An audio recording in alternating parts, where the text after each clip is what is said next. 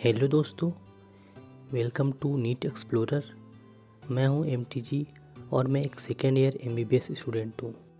दोस्तों, ये एक पॉडकास्ट मैसेज है, यानी कि आपको सिर्फ मेरा वॉइस ओवर ही सुनाई देगा और इसके थ्रू मैं आपको कुछ मैसेज देना चाहता हूं, तो प्लीज़ ध्यान से सुनें। दोस्तों, सबसे पहली बात कि मैं न्यूट्रल हूं और मैं अनबायस्ड होकर सारी बातें करूँगा।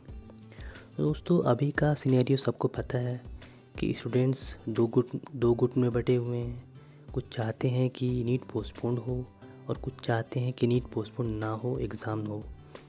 तो ऑब्वियस सी बात है, सबके अपने अपने रीज़न्स हैं, तो इन्हीं के रिगार्डिंग कुछ अब बात करते हैं। दोस्तों, 90% चाहते हैं कि नीट पोस्टपोन्ड हो।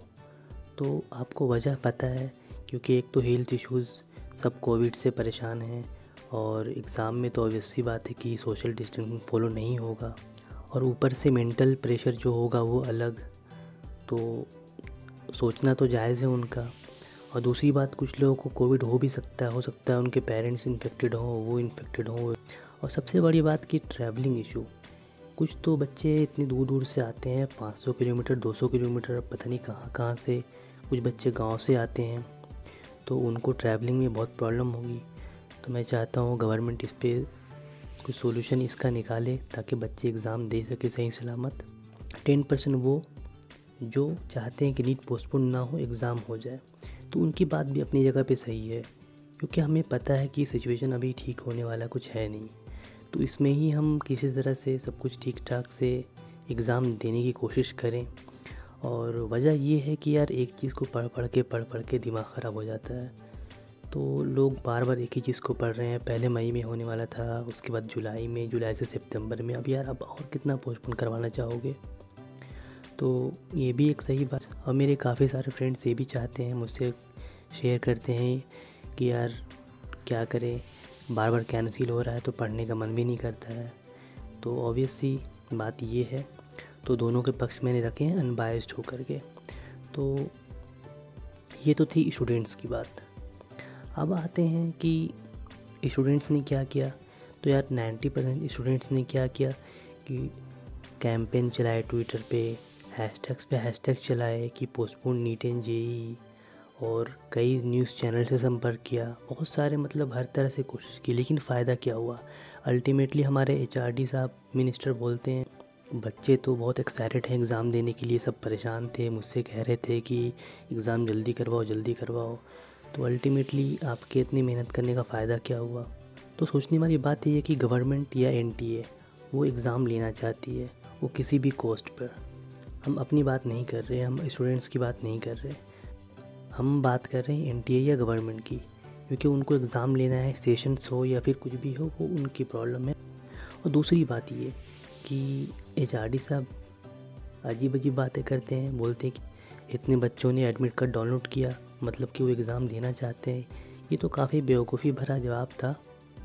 दूसरी बात ये है कि कुछ बच्चे भी ऐसे बोल रहे हैं कि यार, एडमिट कार्ड डाउनलोड ही मत करो, उससे क्या होगा, उन्हें पता लगेगा कि हाँ, बच्चे डाउनलोड नहीं कर रहे हैं, बाइकाट कर रहे हैं, तो एग्ज़ाम नहीं लेंगे। तो यार, फिर तो आप एचआरडी मिनिस्टर की तरह ही बात कर रहे हो। भाई, तुम डाउनलोड करो मत करो, एग्ज़ाम दो मत दो, उन्हें कोई फ़र्क नहीं पड़ता। उनको एग्ज़ाम लेना है, वो लेंगे। जैसा कि तुम्हें पता चल चुका है कि वो, तुम कुछ भी करो, वो बोलेंगे कि हाँ, बच्चे तो देना चाहते ही हैं एग्ज़ाम वगैरह वगैरह। तो सोचने वाली बात ये है। अब दूसरी बात ये कि अब तो गवर्नमेंट एग्ज़ाम ले रही है और 90% चांस है कि एग्ज़ाम तो होकर रहेगा, क्योंकि अब तो एनटीए ने यार एडमिट कार्ड भी रिलीज़ कर दिया है। तो वो तो चाहती है एग्ज़ाम लेना।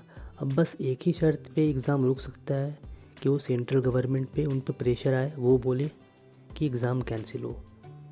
अभी भी 10% चांस है कि क्या पता मोदी जी आए लाइव और वो बोले कि देखो, बच्चों की सुरक्षा के लिए हम एग्ज़ाम नहीं ले रहे हैं। तो वो तो खैर लक की बात है, क्योंकि अभी तक जैसा सिचुएशन लग रहा है उसके हिसाब से लगता है एग्ज़ाम तो होकर रहेगा।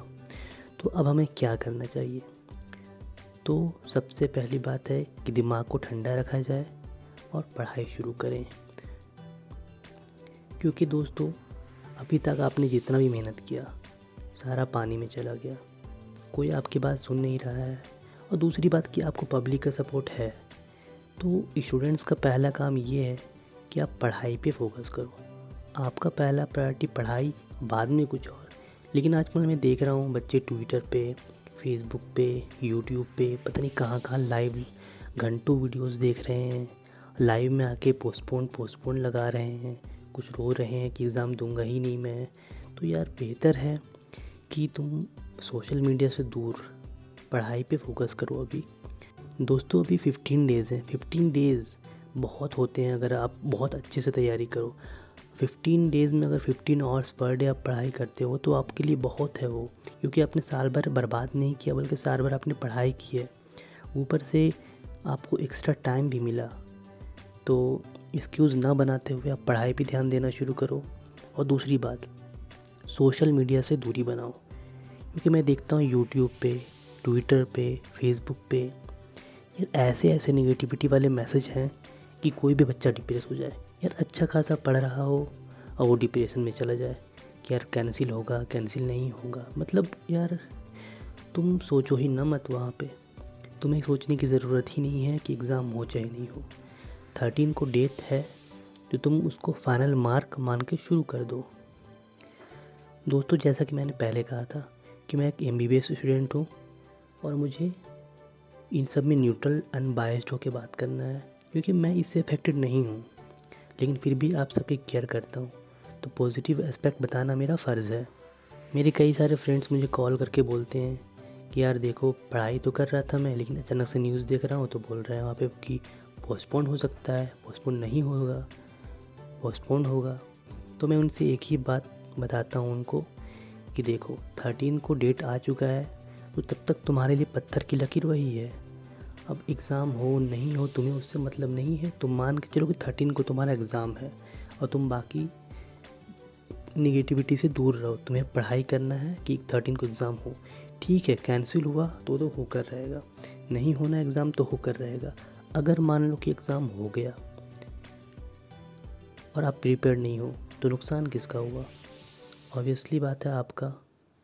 दोस्तों एक बात याद रखना, जो आपके रियल कॉम्पिटिटर्स हैं जो कि 1 to 10,000 के बीच में रैंक लाएंगे, वो वही सिलेक्ट होते हैं और वो पढ़ाई कर रहे हैं, ना कि आपकी तरह सोशल मीडिया पे बैठ के इधर उधर परेशान हो रहे हैं।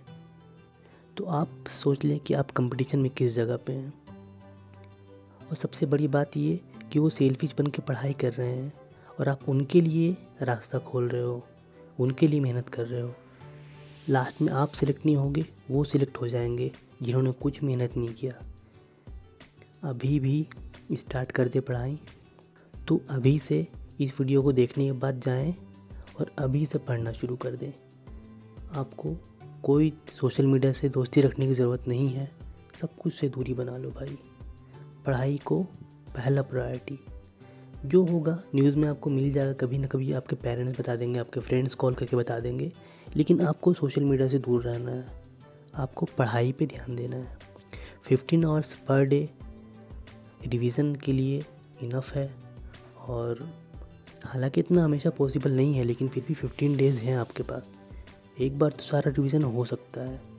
और उम्मीद करता हूँ कि आप सिलेक्ट ज़रूर होगे, लेकिन नेगेटिविटी से दूर रहें तभी सिलेक्ट हो पाओगे। क्योंकि अब तो गवर्नमेंट चाहती एग्ज़ाम हो और हम सिर्फ लक का सोच के नहीं बैठ सकते कि हो सकता है कैंसिल हो जाए। क्या पता 90% तो चांस है कि कैंसिल नहीं होगा, तो क्या फ़ायदा। तो आप अपने चीज़ों पे फोकस करें, पढ़ाई करें। 15 डेज़ इनफ फॉर यू। अच्छे से पढ़ाई करें, अच्छे से क्वेश्चन सॉल्व करें, अच्छे से दिमाग को फ्री रख के करें, ठंडे दिमाग से। देखो भाई हमारे टाइम में भी ऐसा हो रहा था, कभी पेपर लीक हो गया तो कभी रीनीट वगैरह वगैरह जो भी। तो मैं भी समझ सकता हूँ कि मेंटल प्रेशर काफ़ी होता है, लेकिन फिर भी जो हम गलती करते हैं जनरली वो ना करें और पढ़ाई पे फोकस्ड रहें। बस आपसे मैं यही कहना चाहूँगा कि भाई अभी से पढ़ना शुरू कर दो।